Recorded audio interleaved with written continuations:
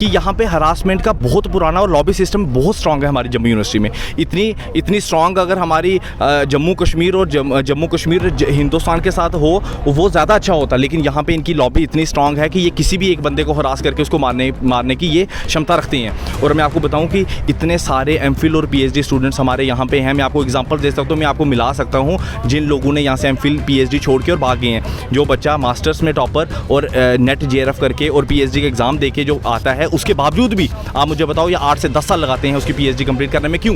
क्योंकि वो हरासमेंट है। वो हरासमेंट क्यों है? क्योंकि वही जो स्टूडेंट है, वही जो उसका स्टूडेंट है, वो उसको रेलवे स्टेशन छोड़ने नहीं जा रहा है, वही स्टूडेंट उसके बच्चों को वहाँ पे लेने नहीं जा रहा है। इस वजह से उसको 8 से 10 साल लग रहे हैं। यहाँ यूनिवर्सिटी के अंदर एक लॉबी बन चुकी है जनाब। ये लॉबी कब नहीं थी? ये मैं आपको बोल रहा हूँ, इतनी स्ट्रॉन्ग लॉबी है, इतनी स्ट्रॉन्ग लॉबी। लोग इसमें इस लॉबी में मुलव्वस जनाब मैं आपको बताऊँ 50 से 60%। अब मैं आपको प्रॉपर परसेंटेज नहीं दे सकता हूँ, लेकिन यहाँ पे एक प्रोफेसर दूसरे प्रोफेसर से जुड़ा हुआ है। अगर किसी स्टूडेंट को उन्होंने हरास करना है तो ये सब एक हो जाते हैं। और जब असिस्टेंट से एसोसिएट और एसोसिएट से प्रोफेसर बनना है किसी को, और उस प्रोफेसर के खिलाफ हो जाते हैं, क्योंकि ये चाहते हैं। आप मुझे बताओ 62 ईयर्स की इनकी जब रिटायरमेंट होती है, उसके बाद भी इनको 6 महीने करके इनको एक्सटेंशन क्यों मिलती है? क्या इनके पास असिस्टेंट प्रोफेसर जम्मू के नहीं है? मैं आपसे ये समझने की कोशिश करूँगा, ये जो इल्ज़ाम लगाया जा रहा था कि प्रोफेसर को डिस्पोजल वाले कप में चाय दी जाती थी। बिल्कुल, देखो हमें भी ये सुनने को मिला। देखो क्योंकि मैं उनका स्टूडेंट नहीं था, इसलिए मैं इस चीज़ को पुख्ता नहीं कर सकता कि ये हुआ ही नहीं। बट बहुत सारे स्टूडेंट्स को मेरे को ये क्यों उनके लिए अलग चेयर लगती थी, उनके लिए दूर चेयर लगाई जाती थी, उनको डिस्पोजल कप में दिया जाता था।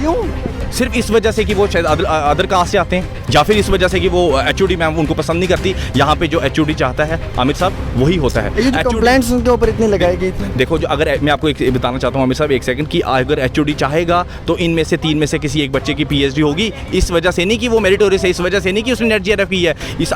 अगर वहाँ पे अगर अपने पसंदीदा बच्चे ने JRF की है तो उस दिन कैटेगरी JRF की होगी। और अगर किसी दिन अगर उनका पसंदीदा JRF वाला नहीं है तो वो बोल देंगे यहाँ पे पेपर होगा, यहाँ पे एग्जाम होगा PhD के लिए। यहाँ पे बहुत स्ट्रॉन्ग नेक्सस है। कल मैंने VC साहब से इसी वजह से बात की और मैंने क्या कहा, मैंने कहा सर अगर वाइस चांसलर आप हैं और अगर आपके पास पावर है तो प्लीज़ ये लॉबी सिस्टम यहाँ पे ख़त्म करके जाएं, क्योंकि आगे जो on the verge of suicide हैं, चाहे वो MPhil PhD के बच्चे हैं या फिर दूसरे प्रोफेसर हैं जिनको लताड़ा जा रहा है उनकी कास्ट की वजह से, या फिर उस वजह से कि वो ज़्यादा इंटेलिजेंट है। अच्छा आप मुझे बताएं, यहाँ पे जो स्टूडेंट लीडर हैं उनको तो आगे बढ़ा नहीं दिया। मेरे को मैं ये पूछ रहा हूँ, क्या ये जो 23 कंप्लेंट्स हैं, क्या ये रियलिटी है या आप स्टूडेंट्स को लगता है ये सिर्फ एक फ्रॉड है? ये तो हम CBI डिमांड करते हैं। हम चाहते हैं कि उस पर CBI आए, काम करे और बताए कि क्या वो सच है या झूठ है। लेकिन आप मुझे बताएं कि क्या 23 लड़कियों ने एक ही क्लास की और एक ही टाइम पे कैसे सेक्सुअल हरासमेंट की, और उसके बाद कैश कमेटी इतनी कैश कमेटी स्ट्रॉन्ग कि उन्होंने 3 दिन में काम कर दिया। पहली बात है, अगर CBI इंक्वायरी या सिट इंक्वायरी करती है उसके बाद ये टर्मिनेट होने चाहिए, सस्पेंड नहीं टर्मिनेट, और उनको अंदर जेल में होने चाहिए। क्यों?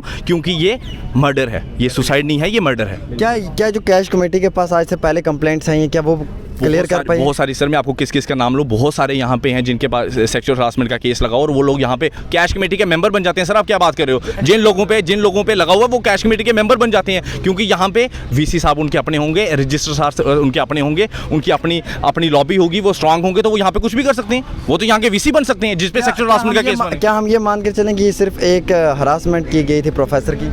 आमिर साहब मैं आपको बताऊं, आज एक प्रोफेसर चंद्र जी हमें छोड़ के चले गए हैं। उन पे हरासमेंट थी, वो इस चीज़ को टॉलरेट नहीं कर पाए। लेकिन मैं आमिर साहब आपको खुले शब्दों में ये बताना चाहता हूं कि यहाँ पे 70% MPhil PhD के बच्चे हरासमेंट के शिकार हैं, और 20 से 25% प्रोफेसर्स जो असिस्टेंट हैं वो HOD के शिकार हैं। और ये सिर्फ मैं नहीं कह रहा हूँ, आप किसी भी बच्चे को यहाँ से उठा के ले जाओगे वो यही कहेंगे कि यहाँ पे हरासमेंट सबसे ज़्यादा है। जो बच्चा यूनिवर्सिटी से सिर्फ MA के निकल जाए वो उसकी बहुत बड़ी उपलब्धि है कि वो ठीक सही सलामत बिना डिप्रेशन बिना स्ट्रेस के यहाँ से बाहर निकल गया। अदरवाइज हरासमेंट लगातार है। जी सर, अदरवाइज हरासमेंट बहुत ज़्यादा, मास्टर से हरासमेंट है जनाब। आप किसी टीचर को क्वेश्चन नहीं पूछ सकते हो क्लास में।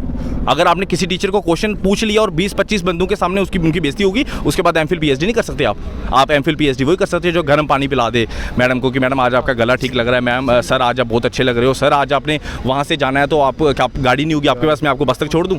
वो बंदा यहाँ का प्रोफेसर, तभी तो यहाँ के असिस्टेंट प्रोफेसर तो यहाँ के लगते नहीं है। वो तो ये अपने UP, बिहार, दिल्ली, BHU वहाँ से आ जाएंगे। यहाँ के PhD करके हम करेंगे क्या? सिर्फ यही देखना है हमने कि आज तो हमारे प्रोफेसर पे हमारी लाइब्रेरी बंद है, हम तो पढ़ने के लायक भी नहीं है। और हमारे वाइस चांसलर कहते हैं, जो नए वाइस चांसलर आए हैं बहुत स्ट्रॉन्ग, जम्मू कश्मीर इस टाइम बड़ा खुशहाल है, बड़ा अमन है, लेकिन हमारा यहाँ पे टारगेट है, यहाँ पे मिलिटेंट का टारगेट है हमारे वाइस चांसलर के अकॉर्डिंग कि हम शाम को 7 बजे के बाद पढ़ नहीं सकते। चलिए बहुत शुक्रिया। हमारे साथ कई सारे जम्मू यूनिवर्सिटी के तालिब इल्म थे जिन्होंने क्लियर कर दिया है कि यहाँ पे एजेंडा एक ही है, जो हमने पहले दिन भी कहा था कि लगातार इस प्रोफेसर को हरास किया गया है। शायद ये कास्टिज़म बेस के ऊपर हो सकता है, या फिर ऐसा भी हो सकता है कि यूट्यूब पे हमने सर्च किया, यूट्यूब पे कई सारी वीडियो क्लिप्स पुरानी पड़ी हुई हैं और 3-3, 4-4 साल पुरानी पड़ी हैं, और आज वही प्रोफेसर्स जो हैं वो जॉब कर रहे हैं। कुछ तो रिटायर होकर घर पे भी बैठ गए, लेकिन उनके खिलाफ़ कार्रवाई नहीं हुई।